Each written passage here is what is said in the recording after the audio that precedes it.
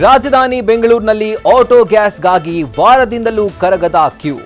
LPG auto ಬದಲು CNG auto ಖರೀದಿಗೆ ಚಾಲಕರ ಒಲವು.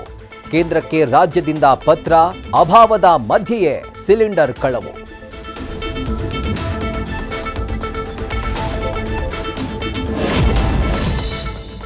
ರಾಜಕೀಯಕ್ಕೆ ಎಂಟ್ರಿ ಕೊಡಲು ಪತ್ನಿಯನ್ನೇ ಕೊಂದ ಪತಿರಾಯ.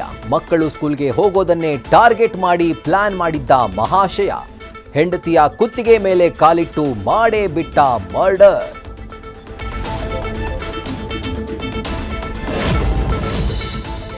ಕಂಡಲ್ಲಿ ವಾಹನಗಳನ್ನ ಪಾರ್ಕ್ ಮಾಡುವ ರಾಜಧಾನಿ ಜನರೇ ಎಚ್ಚರ. ನೋ ಪಾರ್ಕಿಂಗ್ನಲ್ಲಿ ಅನಧಿಕೃತವಾಗಿ ವೆಹಿಕಲ್ ನಿಲ್ಲಿಸಿದರೆ ಟೋಯಿಂಗ್ ಪಕ್ಕ.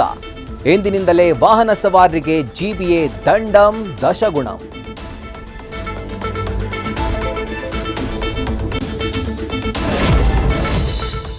ಐಪಿಎಲ್ ನಡುವೆಯೇ ಚಿನ್ನಸ್ವಾಮಿ ಕ್ರೀಡಾಂಗಣಕ್ಕೆ ಜಿಬಿಎ ಶಾಕ್. ಬೃಹತ್ ಎಲ್ಇಡಿ ಬೋರ್ಡ್ ಅಳವಡಿಸಿದ್ದಕ್ಕೆ ಕೆಎಸ್ಸಿಎಗೆ ಕೊಡ್ತು ನೋಟಿಸ್. 7 ದಿನಗಳ ಒಳಗೆ ತೆರವು ಮಾಡದೇ ಇದ್ರೆ ದಂಡದ ಜೊತೆ ಕ್ರಿಮಿನಲ್ ಕೇಸ್ನ ವಾರ್ನಿಂಗ್.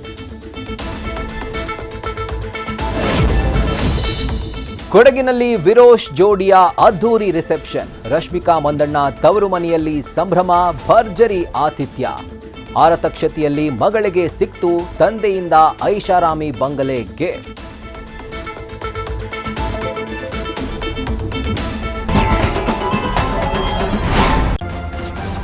ನ್ಯೂಸ್ ಫಸ್ಟ್ ನಿರ್ಭೀತಿಯಿಂದ ನಿಮ್ಮ ಪರವಾಗಿ.